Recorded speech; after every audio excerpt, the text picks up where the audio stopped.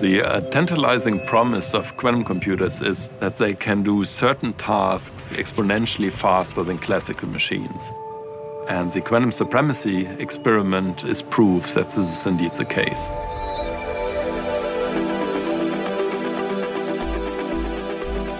The word quantum computer is a little bit misleading because it sounds like a computer. And when people think of computer, they think of a phone or a laptop. The truth is the phone and the laptop and even a very powerful supercomputer all operate according to the same fundamental rules. And a quantum computer is fundamentally different.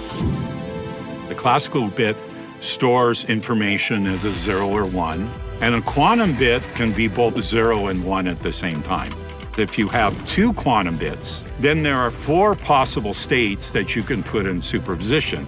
With 3 qubits, it's 8, 4 qubits, it's 16. It grows exponentially. The nice thing about quantum supremacy is that it is a very well-defined engineering milestone. In a nutshell, what we're trying to do is we're trying to show that experimental quantum computers can surpass the best supercomputers in the world.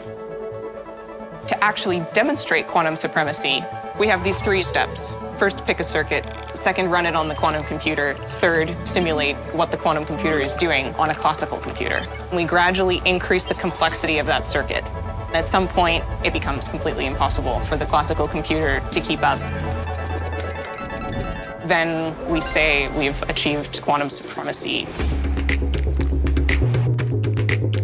We started building together the quantum chips to do this experiment. And then the evolution of the devices with more and more qubits and more complexity. It's very much an iterative process. A lot of the work that we put in was not just these chips, but is also the infrastructure that you need to drive those chips.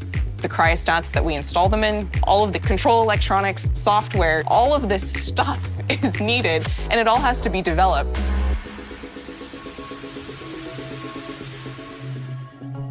When the experiment started, we were getting data from the experimentalists. We saw initially a beautiful straight line corresponding to our predictions. Then, right before we hit supremacy, it dropped much faster and it fell below the threshold where it needed to be.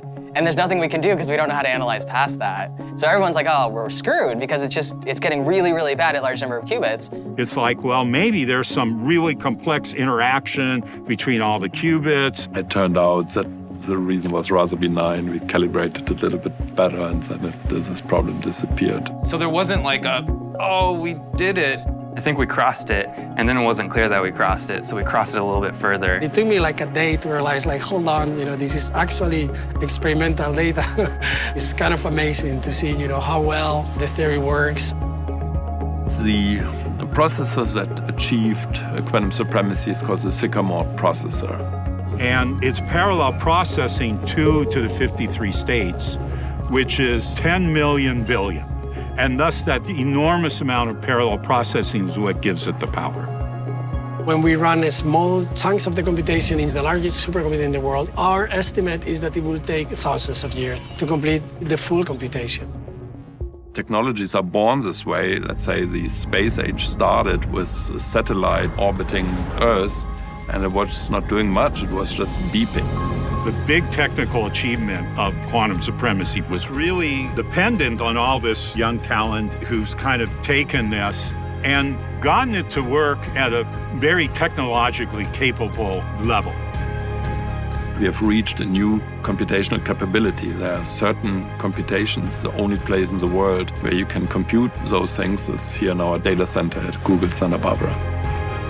For the first time, we're showing that we can solve a problem that is just infeasible to do on the biggest computers ever made by civilization. And what's exciting is now we're ready to turn this over to the world and say, let's figure out what we can do with this. The thing that excites me most is building a useful quantum computer. When we can give a researcher a tool that is unlike any other and say, great, figure out something cool to do with it. Mankind is pretty good at that.